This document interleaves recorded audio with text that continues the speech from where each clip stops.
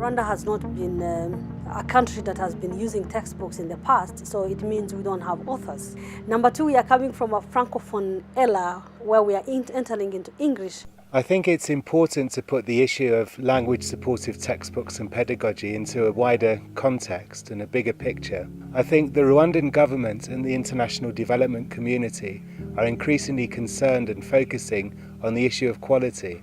Once the children are in school, the issue is to get them to learn. And a key aspect of that is providing textbooks and materials that can help the children to learn effectively.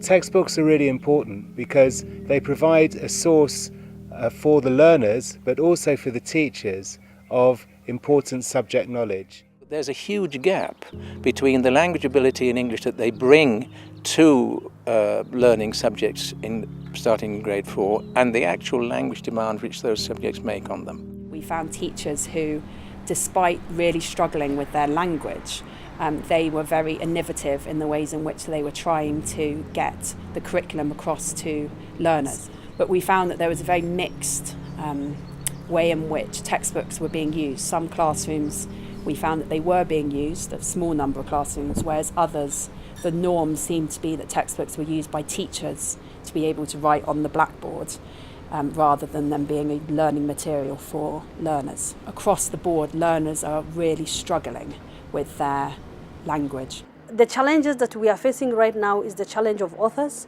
but also the publishing industry that is still very young.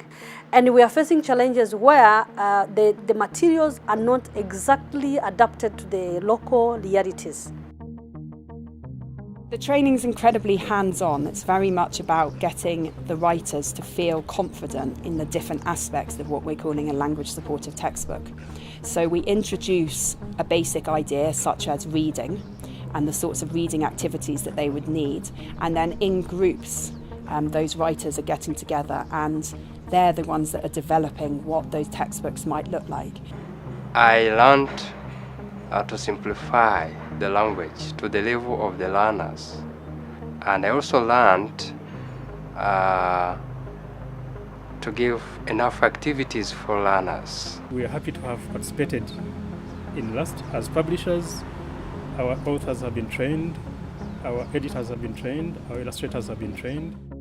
When you're developing a textbook, you need to be as simple and as brief, as illustrative as you can, so that you can help the teachers and the students to understand the language that you're using in the textbook. The idea of being language supportive in textbooks has two key elements to it. One is about language accessibility, so it's about using the simplest language possible for learners to be able to learn and understand that language. And also that is then using glossaries where you draw on their Kenya Rwanda to be able to help them develop their vocabulary. And the other part of it is developing their language ability more widely.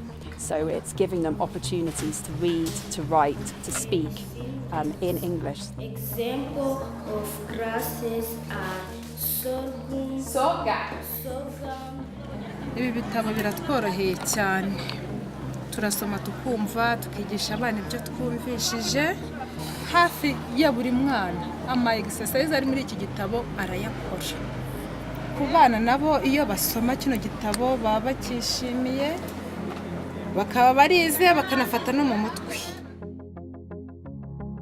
What LAST is doing is something quite unique and very innovative. It's the only project that I can think of here in sub-Saharan Africa in recent years which is addressing head-on the issue of the language of textbooks and the degree to which it's acting as an enabler of learning. The children at our schools have achieved 16% better than those at control schools.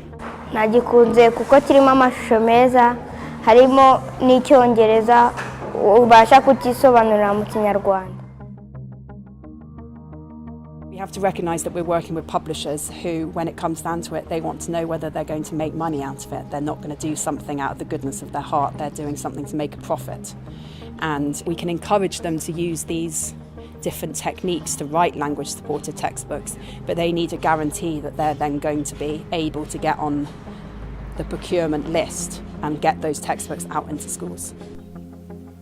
I think the Rwandan government has been very brave in taking a lead on this.